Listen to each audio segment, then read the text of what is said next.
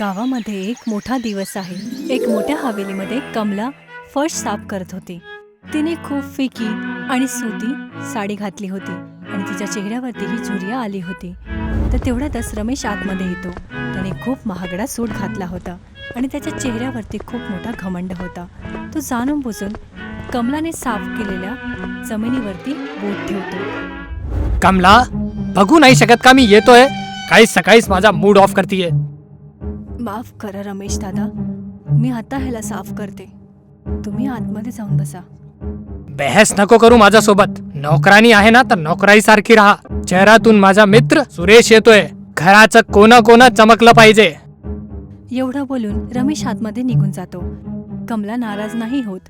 ती लगेचच झाडू उचलते आणि चुपचाप ती जमीन साफ करायला चालू करते. काही वेळानंतर हवेलीच्या मोठ्या बैठक कक्षामध्ये रमेश आरामात बसला होता. तो घमंडाने आपले पाय टेबलवरती ठेवलेले होते. त्याच्या समोर त्याचा मित्र सुरेश बसला होता. तो हवेलीची भव्यता आणि सुंदरतेला बघून खूप जास्त चकित होतो. भाऊ रमेश, तू तर एकदम कमालच केलंय रे. ह्या गावात इतका मोठा आणि कमाल बंगला तुला इतकं कमी दरावर कसं काय भेटलं? अरे सुरेश, ह्या रमेशचं डोकं आहे. ह्या घराचा शहरवाला जो एजंट आहे त्याला मी आपल्या गोष्टीत फसवलं. तेवढ्यातच कमला चाय आणि काही नाश्ता घेऊन तिथे येते. ती त्या ट्रेला टेबलवरती ठेवते. आणि ही कोण आहे? तुझी नोकरानी? ही कमला आहे. ह्या घराबरोबर मुफ्त मध्ये मिळाली आहे. कमला चाय देऊन शांततेने उभी राहते. ती काही वेळ वेगळ्या नजरेने रमेशकडे बघते. रमेशला ही गोष्ट चांगली नाही वाटत. काय बघतीये अशी? चल निघ उतून. आम्ही दोघांसाठी दुपारचं जेवण बनव. जसं तुम्ही बोलाल. जेवण खूप जास्त स्वादिष्ट बनेल. तुम्ही फक्त आराम करा. कमला आत्मविश्वासाने मागे जाते आणि तिथून निघून जाते. सुरेशला तिचं हे व्यवहार थोडंसं वेगळं वाटतं, पण तो त्या गोष्टीवरती जास्त लक्ष नाही देत. काही वेळानंतर कमला स्वयंपाकघरामध्ये कित्येक तरी भांड्यामध्ये स्वादिष्ट जेवण बनवत होती. ती एक भांड्याखाली आग जाळून आपलं जेवण पूर्ण बनवून झालंच होतं. तर तेवढ्यातच रमेश स्वच्छ स्वयंपाकघरामध्ये बुटं घालून आतमध्ये येतो आणि त्या जमिनीवरती जागोजागी आपले निशाण सोडतो. त्याच्या चेहऱ्यावरती राग दिसत होता. कमला, मी तुला सांगितलं होतं ना की आज शाही जेवण बनवायचं म्हणून. हे तू साधारण वरण भात का करतीये? रमेश दादा, हे साधारण दाल भात नाही आहे. हे या गावातले सगळ्यात महागडे आणि बासमती तांदूळ आहेत आणि जे डाळीमध्ये मी तडका लावला आहे त्याचा सुगंध पूर्ण मोहल्ल्यात जातोय. तुम्ही खाऊन तर बघा. तू आता मला शिकवणार की छान जेवण काय असतं? जर परत माझ्याची तुम्ही बहस केली तर मी तुला इथून बाहेर काढणार. लक्षात ठेव, या घरातला राजा मी आहे. कमला रमेशच्या जवळ बघते. त्याच्या चेहऱ्यावरती सक्ती पूर्णपणे साफ दिसत होती. पहिल्यांदा रमेश थोडा घाबरतो आणि एक पाऊल मागे जातो. तुम्ही ठीक बोलताहे दादा. मी तर बस माझी जिम्मेदारी निभवते. तुम्ही रागात नका येऊ. जेवण टेबलवरती लावते. रागामध्ये काहीतरी बडबड करतो आणि फिरून कर स्वयंपाकघराच्या बाहेर निघून जाते. कमला फक्त हलकसं हसते आणि आपल्या कामामध्ये परत लागते.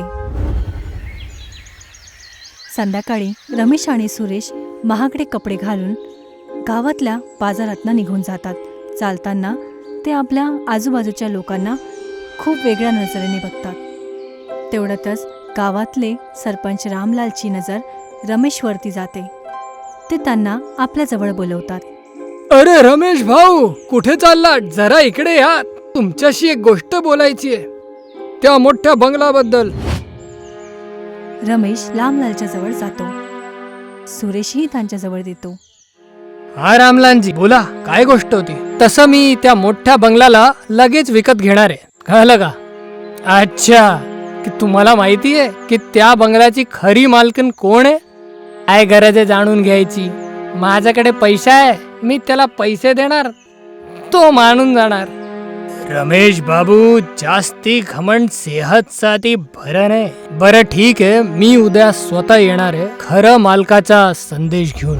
रमेश हा बोलण्याला हास्यामध्ये उडवून देतो. पण रमेशच्या चेहऱ्यावरती थोडंसं चिंता येते. त्याच रात्री रमेश आणि रमेश जेवण झालं होतं. कमला टेबल साफ करत होती. तेवढ्यातच रमेशचा हात त्या टेबलवरती असलेल्या ग्लासला लागतो आणि ते पाणी खाली पडून कर कमल्याच्या पायाला पूर्णपणे भिजवून देतो. ओहो, हातातून सटकलं.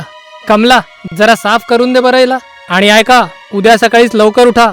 उद्या सकाळीच रामलाल येणार आहे. यार रमेश, तू इतक्या रात्री तिला काम सांगतोय, हे बरोबर नाहीये. नोकरानीवर दया दाखवली तर ते डोक्यावर बसणार. किस्मत बदलताना वेळ नाही लागत रमेश दादा. देवाच्या घरी वेळ आहे पण अंधार नाही. पण त्याचं मन खूप मोठं आहे. हा, उद्याचा दिवस खूप मोठा आहे, कारण की मी उद्या ह्या घराचा मालिक व्हायला पहिली पायरी चढणार. कमला साफसफाई पूर्ण करते आणि खरकट्या प्लेटी उचलून तिथून निघून जाते.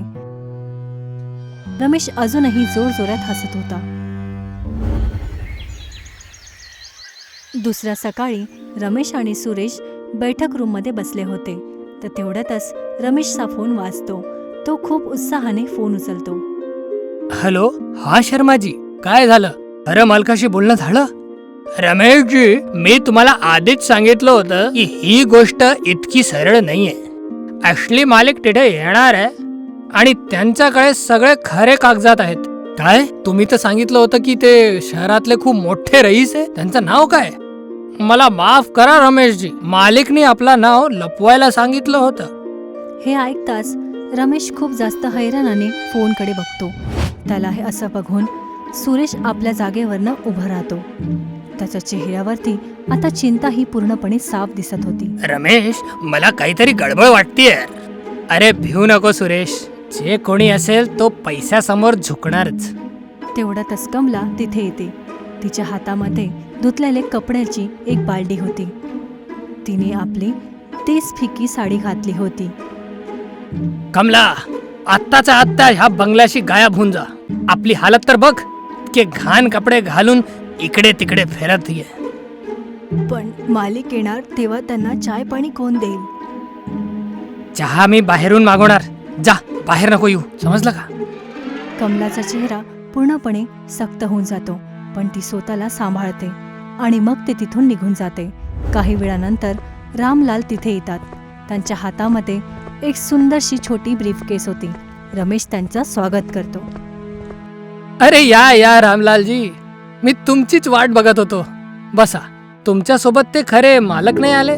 काय ते मागे येत आहे का? रामलाल खाली नाही बसत, तर ते हलकसं हास्य देऊन ब्रीफकेस उघडतात आणि त्यांच्या मधून जमिनीचे कागद बाहेर काढतात. रमेश बाबू, मालिक रस्त्यावर नाहीये. ते आधीच ह्या घरामध्ये मौजूद आहेत. ह्या घरात आहे म्हणजे? रमेश, मला काहीतरी वेगळं वाटतंय.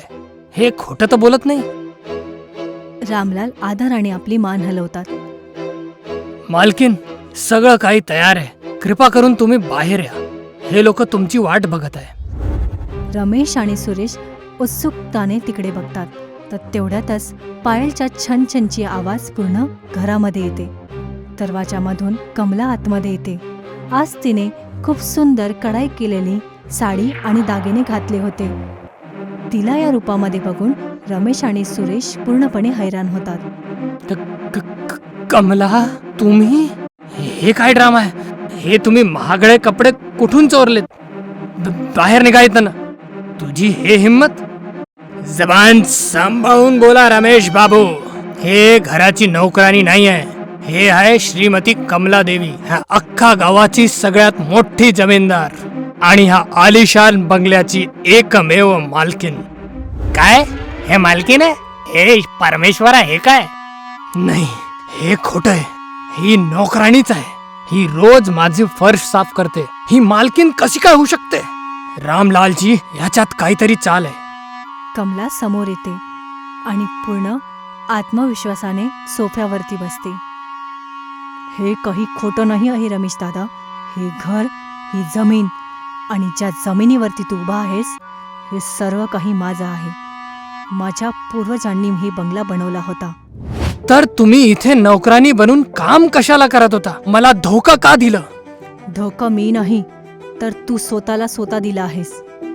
मला या पुश्तेनी हवेलीशी खूप प्रेम आहे. जेव्हा तू हे घर भाड्याने घेतलं होतं तेव्हाच मी विचार केला होता की माझा किरायदार कसा मनुष्य आहे. पण तू काय केलंस? तुला आपल्या दौलतच्या घमंडमध्ये एक गरीब मनुष्याला मनुष्यच नाही समजलं. तुला असं वाटलं पैसाच सर्व काही आहे. आणि तुझा हा घमंड मी आता या फरशीवरती तोडते आहे जिथे मी सफाई करत होती. रमेशच्या डोळ्यामध्ये अश्रू येतात आणि तो घुटण्याच्या वरती येऊन बसतो. त्याला आपल्या मोठ्या चुकीची समज येते. मालकीन, मला माफ करा. माझ्याकडनं खूप मोठी चूक झाली. मला या घरातून बाहेर नका काढू. मी तुमची सगळी शर्त मानायला तयार आहे. मी इथून पुढे कोणत्याही गरीबाचा अपमान नाही करणार. मला एक मोका द्या. वेळ त्यांना मिळते जी आपली चुकून करतात. पण तू तर मनुष्यांचा अपमान केला आहे. जो मनुष्य कोणत्या एका व्यक्तीच्या गरिबीचा सन्मान नाही करू शकत तो माझ्या घरात राहण्याच्या लायकीचा नाही. रामलाल त्यांचं सामान आणि बॅग तिथे घेऊन येतात आणि मग कमला त्यांना जाण्याचा इशारा करते. रमेश सारखा विनंती करत होता पण कमला आपला निर्णय नाही बदलत. तर तेवढ्यात सुरेश रमेशच्या खांद्यावरती हात ठेवतो. चल रमेश, आता इथे रडून काहीच नाही होणार. आपण शेरणीला बकरी समजून खूप मोठी चूक केली. आता आपली किस्मतीवर रड आणि चल इथून.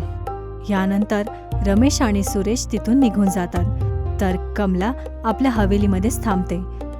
ती आपल्या सर्व नोकरी करणाऱ्या कामवाल्या लोकांशी खूप आदर आणि कृतज्ञताने बोलते. हेच शिक मिळते की प्रत्येक व्यक्तीचा सन्मान करायला पाहिजे जरी तो कोणतंही काम करत असेल. आणि अशाच प्रकारे आपली गोष्टही इथे संपून जाते.